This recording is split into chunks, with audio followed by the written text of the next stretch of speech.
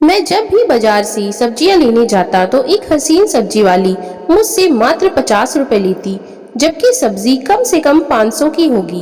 एक दिन मैंने उससे वजह पूछा तो बोली, कल मेरे घर पर आ जाना, तुम्हें तुम्हारे सवाल का जवाब मिल जाएगा। जब मैं अपनी पत्नी से छुपकर उसके घर पर गया तो वो मुझे घर के स्टोर रूम पर लेके गई। तो वहाँ एक दिन मेरा बेटा बहुत बीमार था, तो मैं किसी से 1,000 उधार लेकर आया।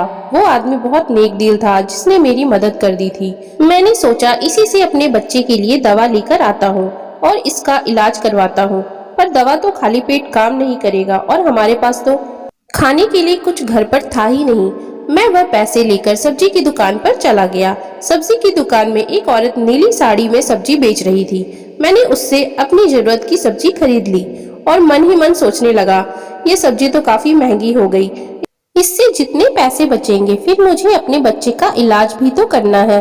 कांपते हुए हाथों से जब मैं उसे 500 का नोट पकड़ाया तो उसने मुझे जो पैसे वापस किए, मैं उसे लेकर घर वापस आ गया।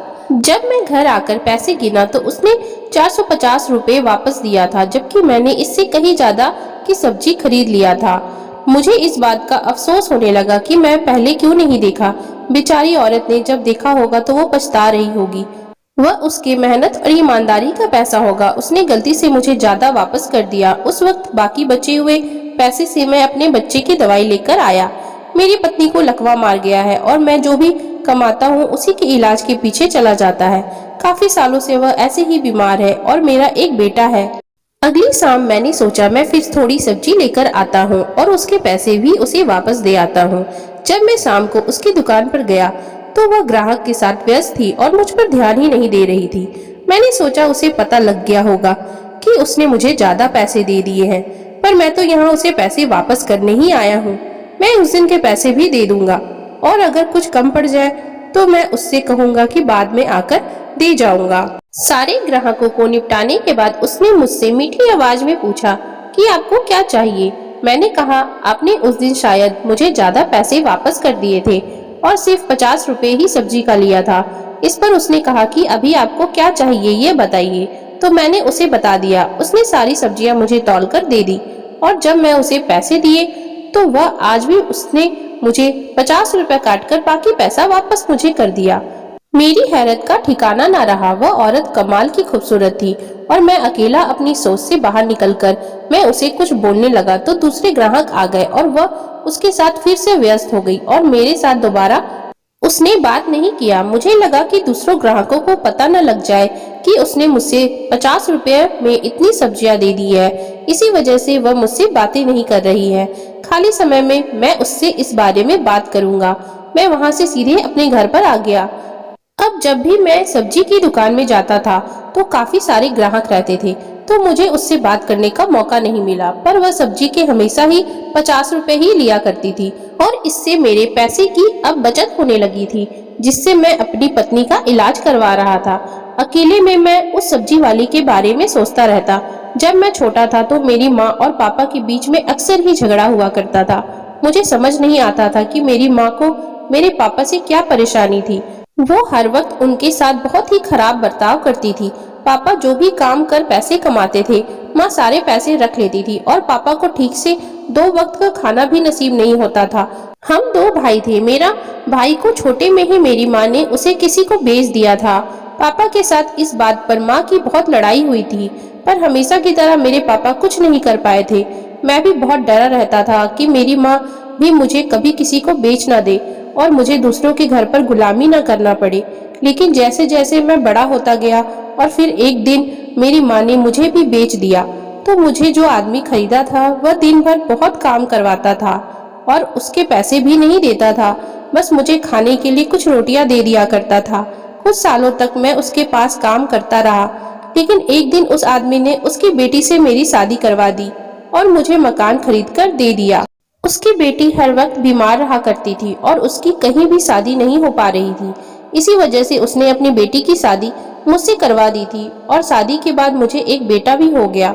लेकिन फिर मेरे ससुर चल बसे और उसके गम में मेरी पत्नी को लकवा मार गया और उसने हमेशा के लिए बिस्तर पकड़ लिया। अब उसकी देखभाल भी मुझे ही करनी पड़ती है।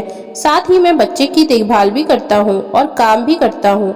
मैं मजदूरी का काम करके किसी तरीके से पैसे कमाता हूँ।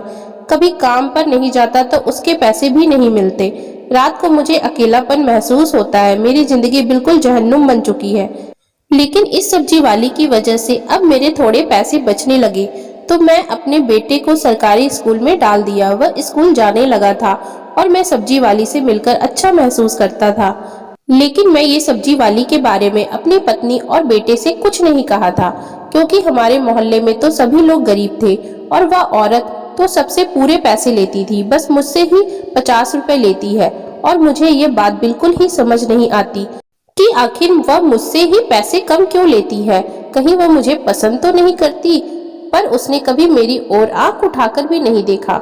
मोहल्ले के लोग जानते हैं कि मेरी पत्नी बीमार रहती है, इसलिए मोहल्ले की कई अकेली औरत मुझसे बात करने की कोशिश करती है कि मैं अपनी पत्नी को घर से निकालकर उनसे रिश्ता बना लूं, क्योंकि सब जानते हैं कि मैं अपनी पत्नी से बहुत परेशान हो चुका हूं।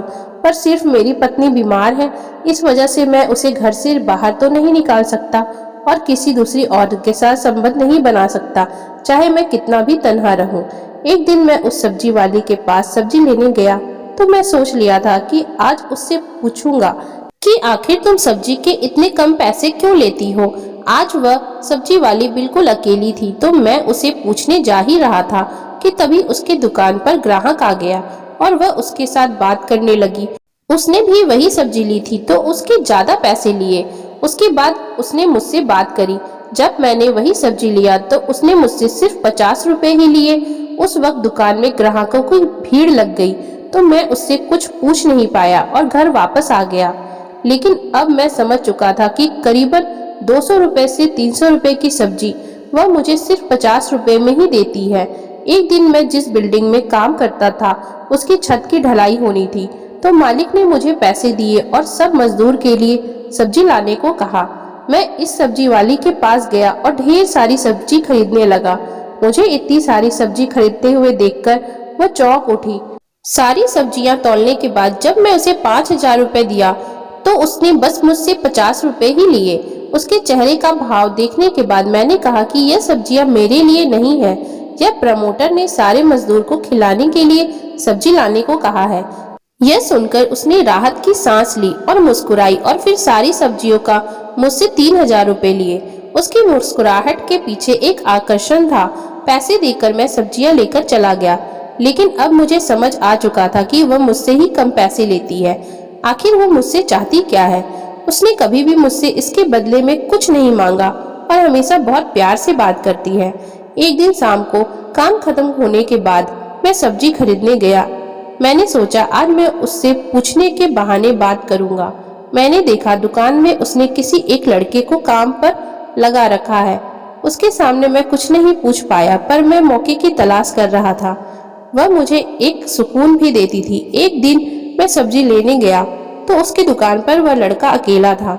जब मैं उस लड़के से इसकी वजह पूछी तो उसने कहा मुझे इस बारे में नहीं मालूम है, पर मालकिन को आपका इंतजार रहता है। ये क्या कह दिया इस लड़के ने। ऐसे ही दिन बीतते चले गए और आखिरकार वह दिन आ ही गया जब मुझे वह सब्जी वाली अकेली मिल गई। आज मैंने उससे पूछा, मैं तुमसे जितनी भी सब्जी लेता हूँ तुम मुझसे 50 रुपए ही क्यों लेती हो।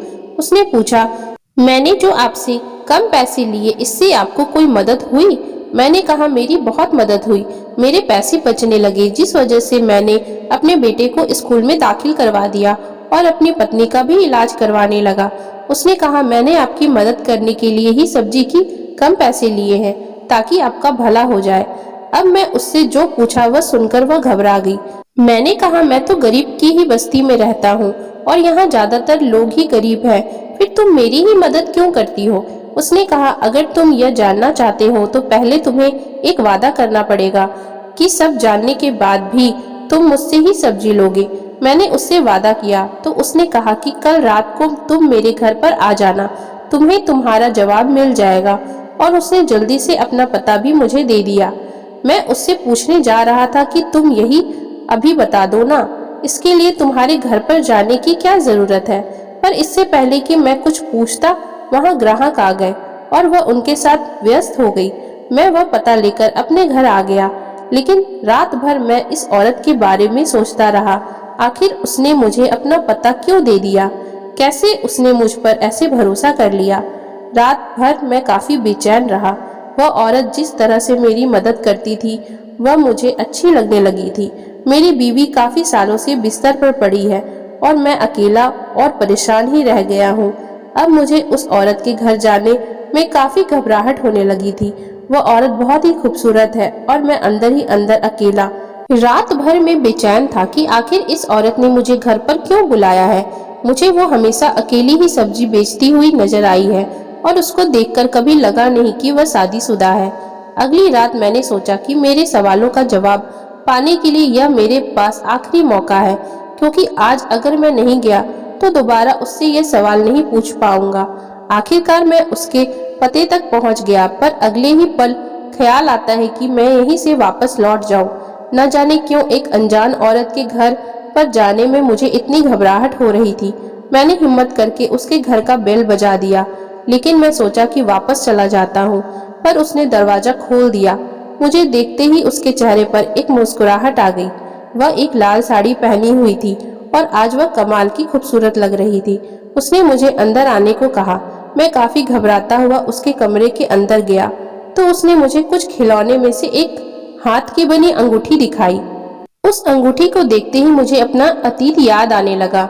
जब मैं 12 साल का था तो मेरे पापा एक 8 साल की लड़की को एक रात हमारे घर पर लेकर आ गए थे। माँ उस लड़की को देखते ही पूछने लगी कि यह किसको उठाकर ले आए हो।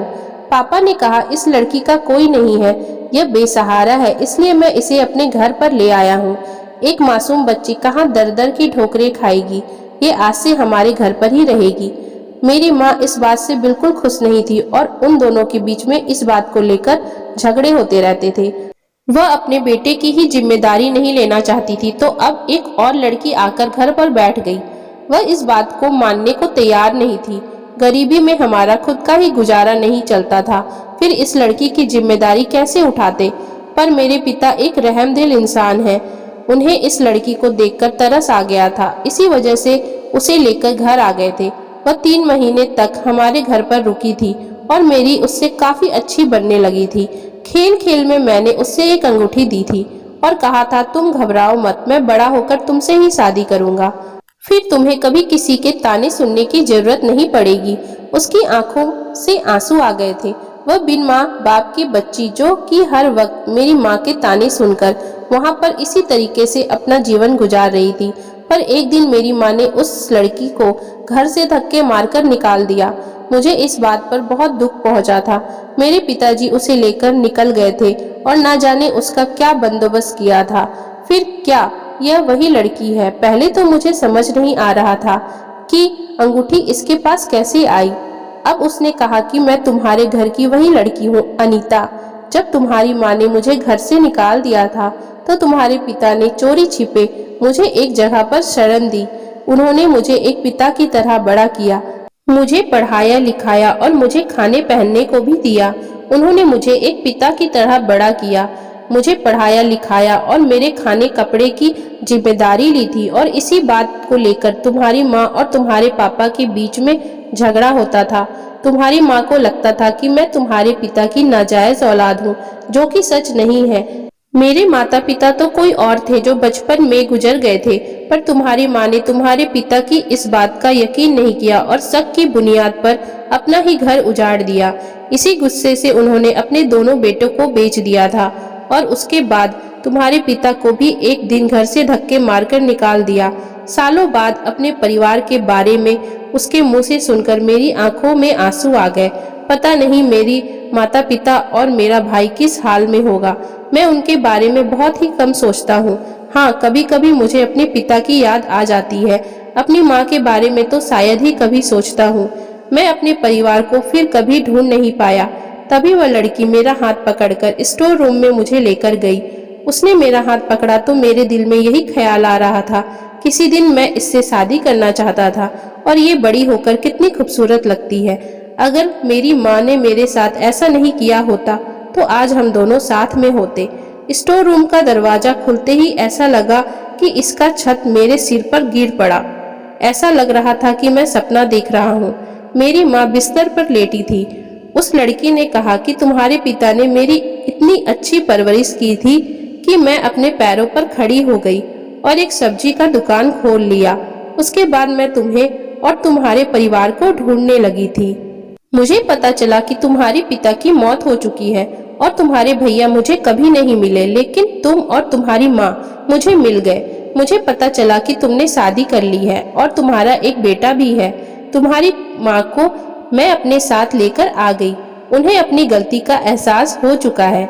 मेरी माँ ने जब मुझे देखा तो उनके आंखों में आंसू थे। वह बिल्कुल बिस्तर में ही थी और अपनी जिंदगी की आखिरी दिन गिन रही थी। अनीता ने बताया कि इसी वजह से दुकान पर मैंने उस लड़के को रख लिया था ताकि मैं तुम्हारी माँ की मदद कर सकूं। पर अगर तुम्हें बिना पैसे के सब्जी देती तो तुम्हें बुरा फील होता। इसी वजह से मैं तुमसे 50 रुपए लेती थी ताकि तुम बार बार मेरी दुकान पर वापस आओ। उस वक्त मुझे मन तो ये कर रहा था कि मैं उसे गले लगाकर बहुत रोऊं, पर फिर मुझे अपनी पत्नी का ख्याल आया। तभी मेरे पास एक कॉल आया। मेरी पड़ोसी का फोन था। जब मैं फोन उठाया तो उसने कहा तुम्हारा बेटा रो रहा है, पर मैं तो अपने बेटे को समझा कर आया था कि माँ के साथ ही रहना। फिर अचानक से वह रोने लगा। जब मैंने पूछा कि आखिर वह रो क्यों रहा है, तो उसने कहा कि तुम्हारी पत्नी की मौत हो चुकी है। मैंने अपनी पत्नी से कभी प्यार नहीं किया। एक मजबूरी में मैंने उससे शादी की थी और उसको सहारा दिया था। उसकी बीमारी की वजह से हम बहुत ही कम करीब आए। आज वह हमें छोड़कर चली गई। अनीता ने मेरे चेहरे की परेशानी भांप ली और पूछा कि आखिर क्या हुआ है, इतनी परेशान क्यों हो। जब मैंने उसे अपनी पत्नी के बारे में बताया तो वह भी मेरे साथ चलने को तैयार हो गई। उसने मेरे बेटे को संभाल लिया था और साथ ही मेरी माँ की देखभाल भी कर रही थी। पर मेरी माँ 7 दिनों के अंदर चल बसी और इस बुरे वक्त में अनीता हमेशा मेरे साथ थी और मेरे बेटे का ख्याल रखा करती थी।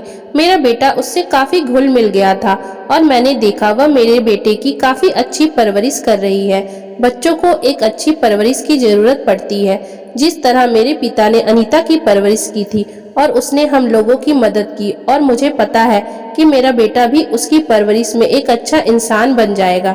आखिरकार मैंने उससे कह दिया कि अनीता, तो मैं चाहता हूँ कि मेरे बेटे की परवरिश तुम ही करो, उसकी माँ बनकर। बचपन में मैं तुमसे जो वादा किया था शादी का, वह मैं पूरा करना चाहता हूँ। अनीता के चेहरे पर मुस्कुराहट आ गई और मेरे भी, क्योंकि न जाने कब से हम यही चाह रहे थे और आज हमारे बीच की सारी दीवारें मिट चुकी हैं और मुझे मेरा प्यार और मेरे बेटे को एक अच्छी और बहुत प्यार करने वाली माँ मिल गई। तो दोस्तों, अगर आपको हमारी आज की ये कहानी अच्छी लगी हो तो कृपया आप हमारे चैनल को लाइक, शेयर एंड सब्सक्राइब जरूर कर लें, जिससे हम आपके लिए और भी अच्छी अच्छी कहानियाँ लाते रहें। Thank you for watching.